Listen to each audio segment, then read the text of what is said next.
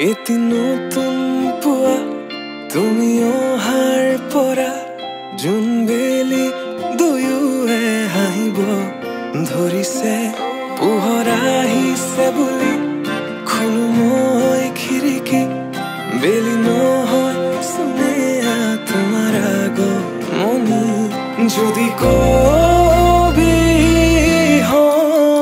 মই কবিতাৰ ছন্দ তুমি হবানে বগা কাগজ কলমৰ লিখনি